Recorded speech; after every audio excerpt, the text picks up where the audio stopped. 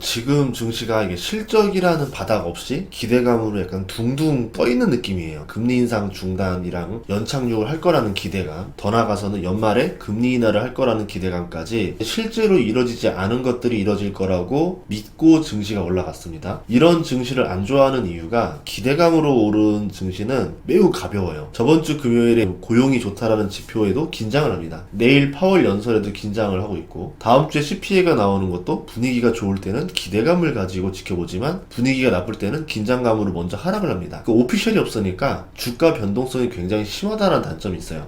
1월의 상승세는 저도 너무 좋았지만 상승장에서 제가 할 수 있는 거는 뭐 하락장 때랑 마찬가지입니다. 매수랑 매도 버튼을 누르지 않는 이상 투자자는 솔직히 할 일이 없습니다. 유튜브 영상을 그냥 더 찍어둘 걸 뭐 이런 후회가 들기도 하고, 뭐 이랬으나 저랬으나 결과가 똑같았기 때문이라는 거죠. 12월 말에 부정적인 전망이 끝이었던 것 같아요. 그러다가 새해가 되더니 사람들이 슬슬 희망을 보기 시작합니다. 그렇게 한 달 내리 상승하니까 사람들이 이제는 욕심을 내요. 어떤 욕심이냐면 본전 회복에 대한 욕심이에요. 주가는 여러분이 얼마에 샀는지 몰라요. 그런데 우리는 내가 산 가격에 줄을 딱 거놓고 본전의 기준을 잡고 있어요. 근데 본전을 생각하면은 투자가 꼬여요. 안 했으면 좋겠어요. 지금 가격에서 더 오를 수 있는 주식이냐 아니냐만 보시는 게 더 중요합니다. 앞으로 더 오를 거를 사고 있으면은 나는 저평가 주식을 산 거고, 앞으로 전망 없이 내릴 것 같은 주식을 사고 있다라 그러면 고평가 주식을 가지고 있는 거겠죠. 중요한 거는 앞으로 오를 수 있는 기업인지 아닌지를 구분하는 눈이 필요하다라는 거예요. 이 눈이 없으면은 지금 주가가 싸고 비싸다라는 거를 대중의 심리로 계산을 해버립니다. 탐욕이 생길 때는 주가가 더 오를 거라고 보고, 공포에 질릴 때는 주가가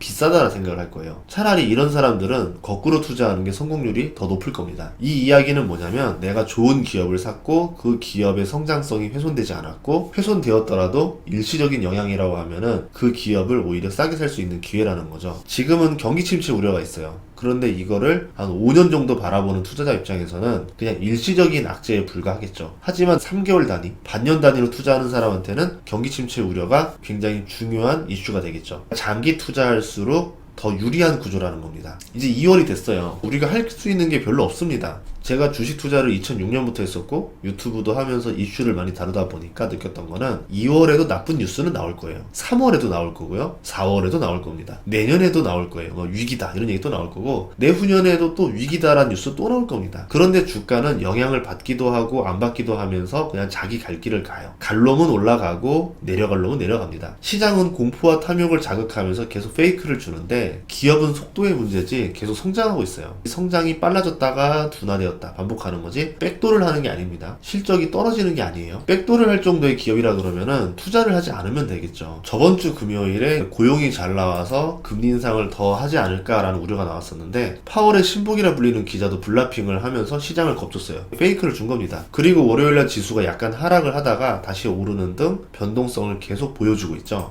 투자자들은 이런 생각을 하는 거예요. 한 달 동안 나스닥이 2000포인트 올랐으니까 이제 2월에는 좀 떨어지지 않을까? 이렇게 생각할 수 있어요. 8월처럼 짧은 반등이 여기서 마감하는 게 아닐까? 이렇게 생각할 수도 있습니다. 그런데 지수에 대한 생각은 옳지 않다라고 봐요. 승부차기 할 때 키커가 왼쪽으로 찰까 오른쪽으로 찰까 이런 데 골몰하면 답이 안 나옵니다. 그냥 확신을 가지고 한 방향에 운명을 걸어야 돼요. 그런데 주식은 이런 홀짝 도박 게임이 아니에요. 기업의 실적을 바탕으로 이익이 예상되고 그 이익이 퍼가 되고 시가총액을 구성합니다. 그 시가총액 평균이 또 지수를 구성하죠. 나름 근거가 있는 움직임이에요. 버핏의 말을 빌리면은 미국의 GDP가 성장하고 기업의 매출과 이익도 꾸준히 성장하고 있다라는 점을 우리는 기억할 필요가 있다라 말을 합니다. 타이밍을 맞출 수 있는 능력이 없다라 그러면은, 또는 내가 있다 하더라도 겸손하다라 그러면 하락에 돈을 거는 것보다 상승에 돈을 거는 것이 확률적으로는 더 유리하다라는 거죠. 주식은 도박과 다르게 제한 시간이라는 게 없습니다. 1년 안에 안 오르면은 2년 안에 올라도 되고 10년 안에 올라도 됩니다. 투자자가 심리에만 휘말리지 않으면 유리한 확률을 가지고 있다라는 거예요. 투자자한테는 두 가지 전략이 있습니다. 하나는 꾸준한 성장을 하는 기복이 없는 기업에 투자를 하는 거고, 이거는 높은 확률로 안정적인 수익을 추구할 수 있어요. 스타벅스, 코스트코, 허쉬 초콜릿, 크록스 신발, S&P 500 지수,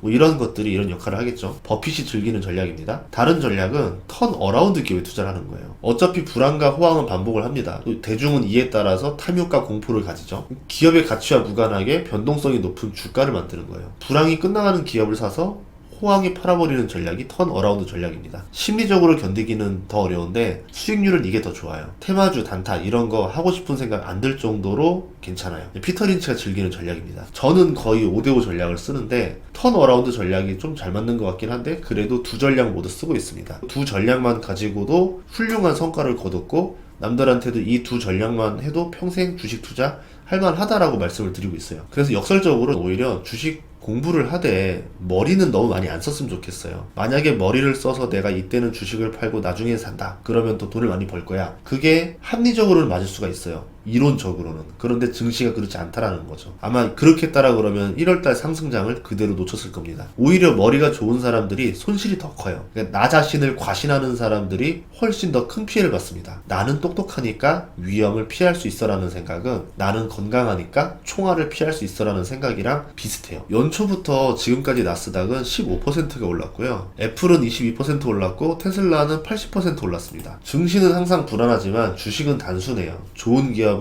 찾아서 쌀 때 사두면 됩니다. 원리는 단순한데 대부분의 사람들은 탐욕에 사서 공포에 팔죠. 이 엉뚱한 기준 때문에 매매로 손실을 봅니다. 다음 시간에도 좋은 정보로 찾아뵙겠습니다. 구독과 좋아요, 알림 설정 부탁드릴게요. 고맙습니다.